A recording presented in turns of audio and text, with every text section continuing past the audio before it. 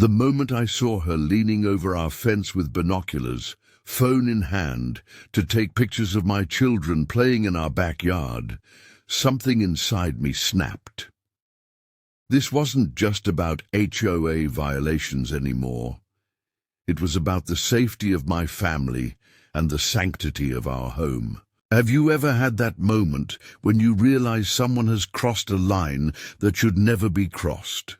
Drop your stories in the comments below. I'd love to know I'm not alone in this battle. My name is Mark, and we moved to Willow Creek Estates. 3 years ago, drawn by the tree-lined streets, the excellent school district, and the promise of a safe community for our 2 children, Emma, 10, and Noah, 7. My wife Sarah and I had saved for years to afford a home in this neighborhood, with its manicured lawns and white picket fences. We'd even budgeted for the monthly HOA fees, figuring it was a small price to pay for community upkeep and property values. For the first 2 years, everything was perfect. Our kids made friends, we enjoyed neighborhood block parties, and I even volunteered to help with the community garden. Then Brenda Peterson was elected head of the HOA board, and things started to change. Brenda was what you might call a professional HOA member, retired, widowed, and with seemingly endless time on her hands. She patrolled the neighborhood like a hawk, looking for violations. At first, it was harmless, reminding people to bring in their trash cans, politely asking if someone could trim their bushes. But gradually, her focus zeroed in on our family. The first violation notice came in spring. Children's play equipment visible from street. We had a small swing set and slide in our backyard, barely visible unless you were deliberately looking. We complied, moving it behind a larger tree. Then came the second. Unapproved garden decorations. Sarah had painted some colorful rocks with the kids, placing them around her flower bed. We removed them. The third notice was about our basketball hoop, which the kids used in the driveway. Portable sports equipment creates visual clutter. We took it down. Each time I'd politely comply, figuring it wasn't worth the fight. But Sarah was getting frustrated. When does it stop, Mark? They're just kids being kids. This is supposed to be their home, too. I tried to reassure her. It's just Brenda being Brenda. We'll comply with the reasonable requests and ignore the petty ones. But then things took a darker turn. Brenda started showing up unannounced, claiming to be doing routine property inspections, while my kids were playing in the backyard. She'd take notes, sometimes even pictures, while they ran around or splashed in their kiddie pool. Emma came inside one day, looking upset. "Dad, why does that lady keep watching us? She makes me uncomfortable." That's when the parental protective instinct really kicked in.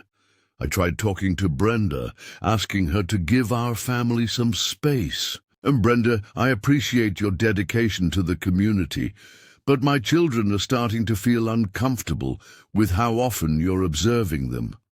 She put on her sweetest smile, but her eyes were cold.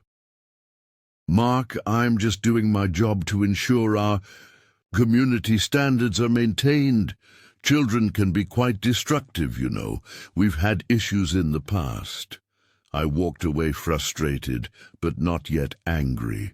That came a week later, when we received a violation notice citing excessive noise from children's play and potential property damage from unsupervised outdoor activities. Sarah was furious. "This is harassment, plain and simple. We need to go to the next HOA meeting and put a stop to this."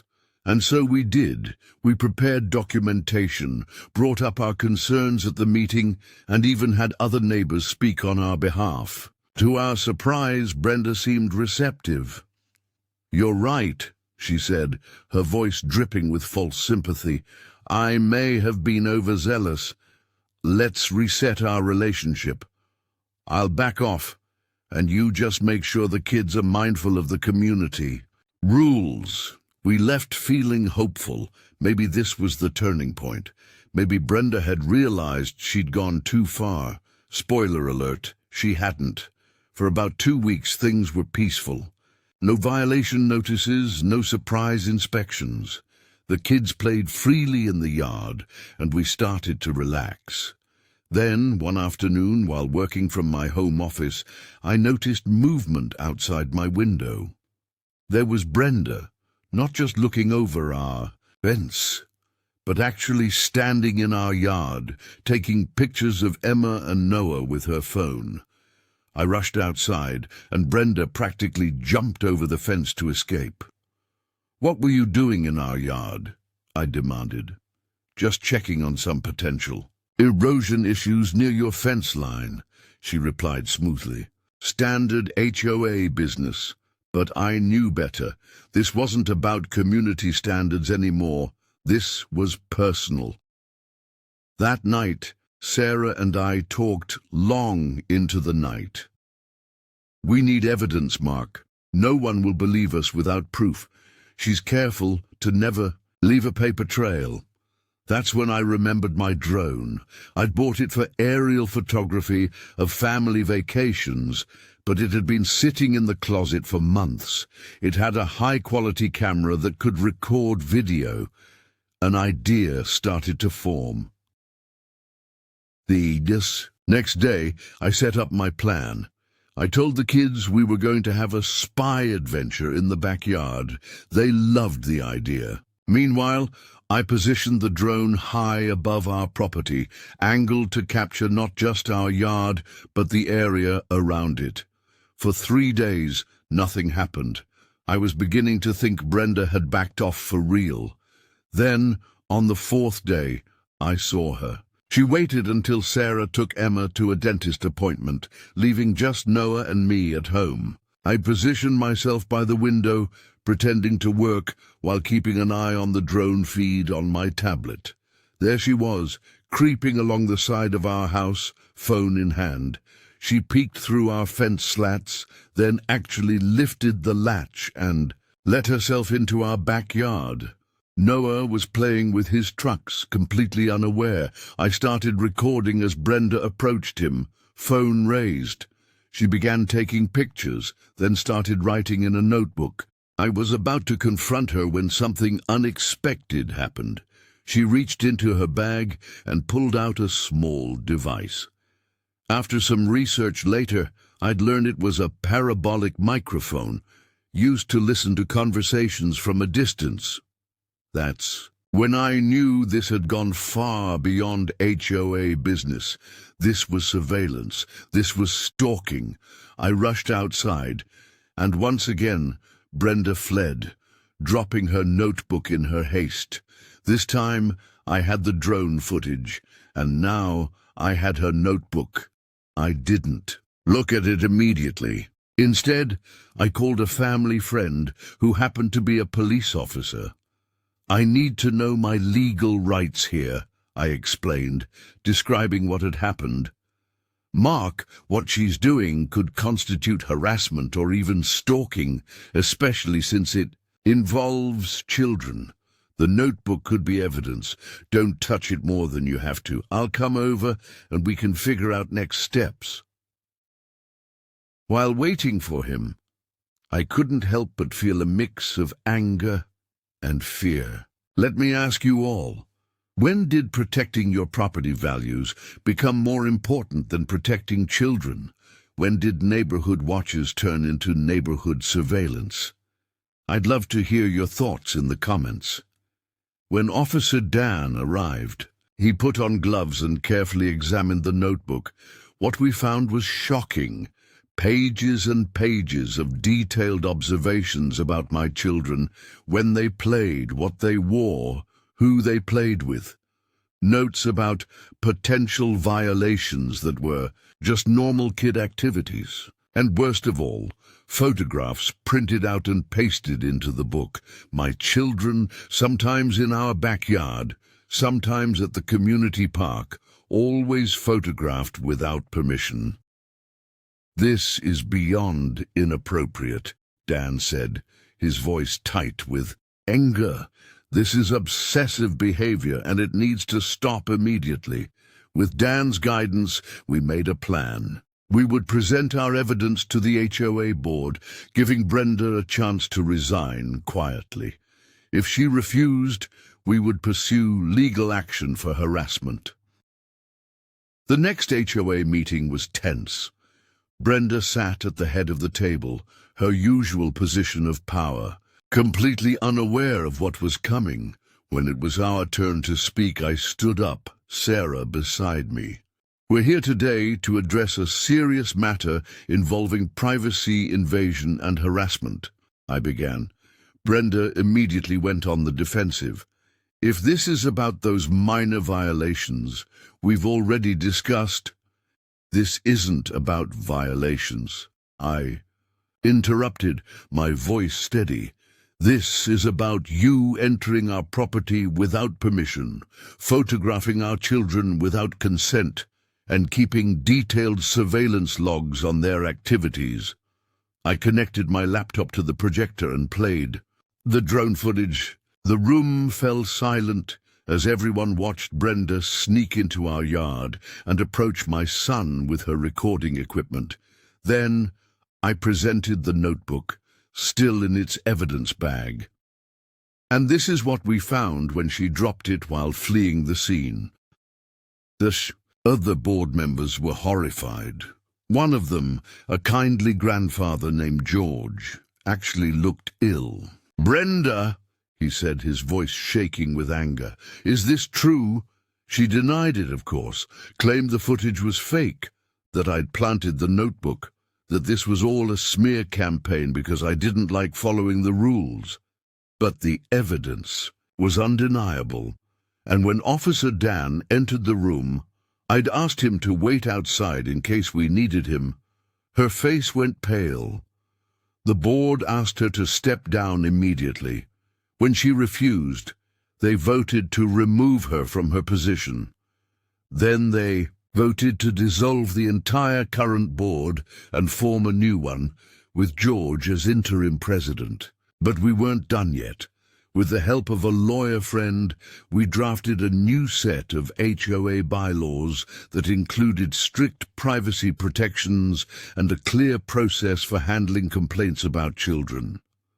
We also pushed for a community meeting to address the broader issues of privacy and respect in our neighborhood. The meeting was packed. Almost every resident showed up, many with their own stories of Brenda's overreach. What we thought was an isolated problem was actually a community-wide issue. One neighbor shared how Brenda had tried to fine her for planting unapproved flowers in her garden. Another told us about receiving violation notices for having a non-standard welcome mat. A family with a disabled child revealed that Brenda had repeatedly complained about the noise from their daughter's adaptive playground equipment. As each person spoke, I could feel the atmosphere in the room changing. What started as our personal fight was becoming a community movement. When it was my turn to speak again, I held up the drone controller. "This isn't just about what happened to my family," I said. "It's about what kind of community we want to be. Do we want to be a neighborhood that values perfect lawns over happy children, that values conformity over compassion, that values control over community?" The room erupted in applause. George, the new HOA president, announced that they would be forming a committee to rewrite the HOA rules entirely with input from all residents. Brenda never showed her face at another community event. A few weeks later, a "for sale" sign appeared in her yard. The rumor was that she'd been pressured to sell by other neighbors who were uncomfortable with her behavior. The day she moved out felt surreal. There was no confrontation, no final showdown. Just a moving truck and a woman who couldn't meet anyone's eyes as she loaded her belongings. In the months that followed, Willow Creek Estates transformed. The new HOA board focused on community building rather than rule enforcement. We started neighborhood potlucks, a community garden project, and a kids' art in the yard day that celebrated children's creativity rather than restricting it. My drone found a new purpose too. Instead of catching spies, it now takes beautiful, aerial photos of our neighborhood events, picnics, holiday decorations, the annual block party. It's become a symbol of how technology can bring us together rather than tear us apart. Sometimes, on quiet evenings, I'll sit on our porch and watch the kids play in the yard. Emma and Noah, now joined by neighborhood friends who are no longer afraid of being reported for being kids. Sarah will come out with lemonade and we'll talk about our day, about work and school and friends. And I'll think about how close we came to leaving this place, to letting one person's obsession with control drive us from our home. I'll think about the drone footage that changed everything, about the notebook full of invasive observations, about the fear in my children's eyes when they felt watched. Mostly, though, I'll think about the power of community, how when people stand together, they can change the rules, change the culture, change what's possible. How a neighborhood can transform from a place of surveillance to a place of support, from a collection of houses to a true home. And I'll wonder, as I hope you will too, what would you do if you caught someone spying on your kids? How far would you go to protect your family and your peace of mind? Let me know in the comments below, and don't forget to like and subscribe for more stories about standing up to injustice, one neighborhood at a time.